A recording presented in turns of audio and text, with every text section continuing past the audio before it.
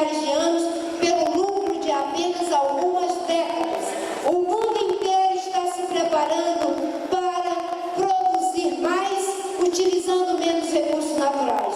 O mundo inteiro está se preparando para sair das energias fósseis para as energias renováveis. O Brasil já tem 45% da sua matriz energética limpa. Deve persistir com essa matriz diversificada, não sujando a sua matriz energética com termoelétricas e utilizando todo o potencial que tem de biomassa, de solar, de eólica, os nossos biocombustíveis e apostando em pesquisa para que possamos chegar aos combustíveis de segunda geração, como é o caso do hidrogênio e do álcool de celulose. Nós estamos diante de um desafio, e o desafio do século XXI não é mais de uma liderança fazendo tudo e ainda fazendo o resto.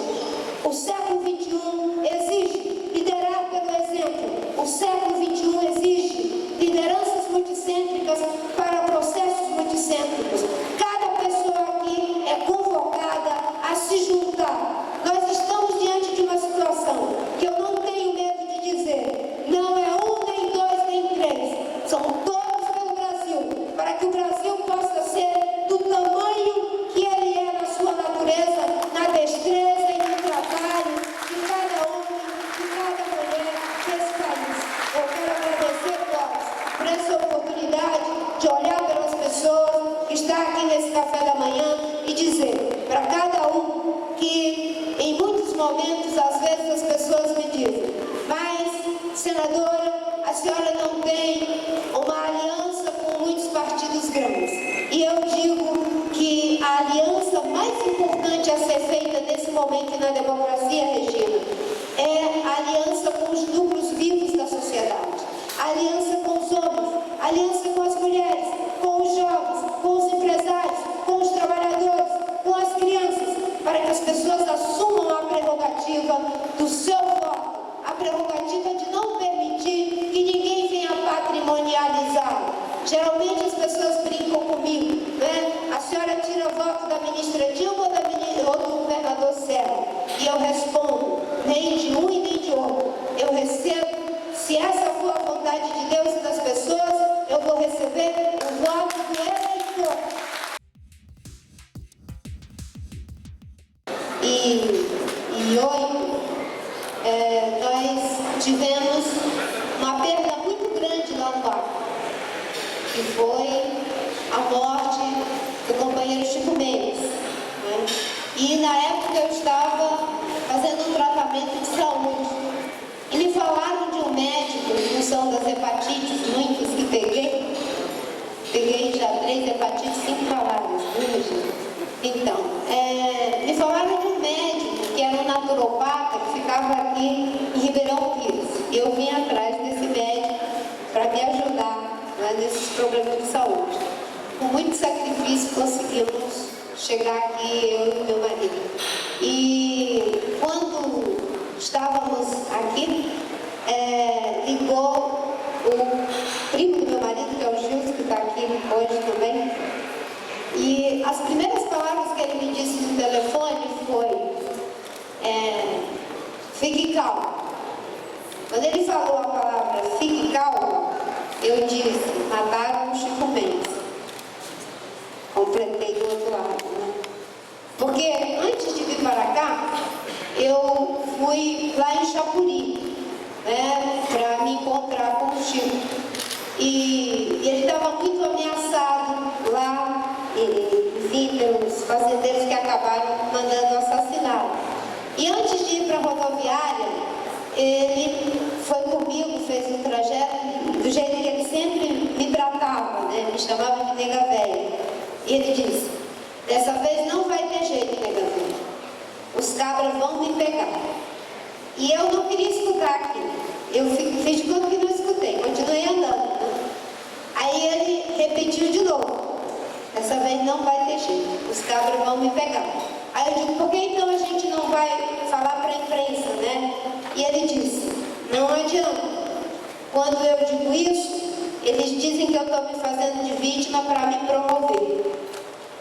Então é melhor ficar calado. E eu saí ali com um nó na garganta, né? Entrei no ônibus e fui chorando assim um bom pedaço, daquela situação de desamparo, né? A gente sabia que ele estava ameaçado, que poderia morrer a qualquer momento, e se ele fosse falar para a imprensa, iam dizer que ele estava se fazendo de vítima porque queria se promover. Então era melhor ele achar ficar calado. Uma situação muito difícil. Eu cheguei aqui no dia seguinte, o Gilson me fez esse telefonema.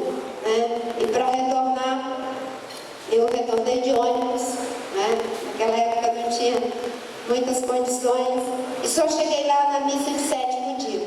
Então eu estava em Ribeirão Pires quando eu recebi essa notícia ruim, daquele que é o símbolo da defesa do meio ambiente no Brasil. Daquele que se colocou na forma mais dramática, com menos condições, na condição de arco para empurrar a flecha em defesa do alvo da proteção da Amazônia.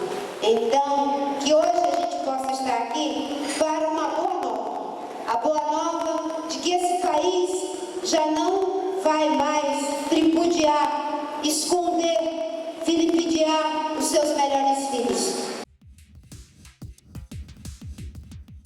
Senadora, rapidamente, a senhora historicamente lutadora na questão ecológica. O ABC tem cidade 100% área de manancial. Como a senhora vê a abertura do PV e a ascensão do PV aqui na região do Grande ABC? Bem, primeiro eu acho que a luta em defesa dos mananciais deve ser uma luta de toda a população do ABC.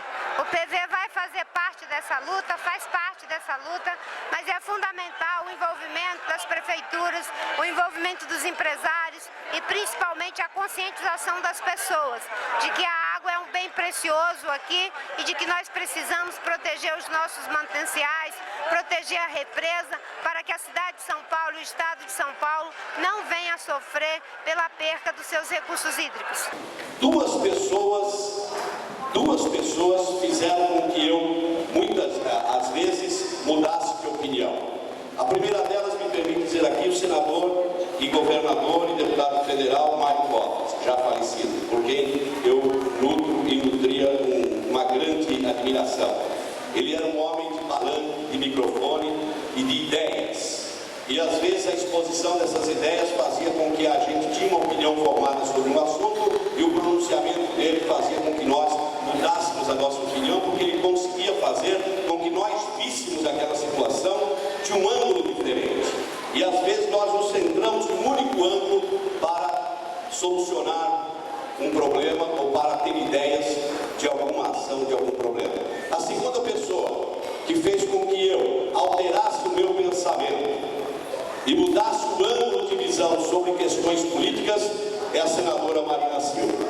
Porque, acima de tudo, a candidatura da senadora Marina Silva trouxe para a discussão presidencial um tom diferente de campanha. E que cada um de vocês, ao saírem daqui hoje, possam levar não esta mensagem, mas que possam compreender a necessidade de termos, dirigindo governos, pessoas de propósitos, pessoas que têm um sentimento de amor por aquilo que fazem, pessoas que têm um sentimento de amor por outras pessoas, porque só assim é que nós vamos mudar essa trilha do político, transformando sempre o político num bom caráter.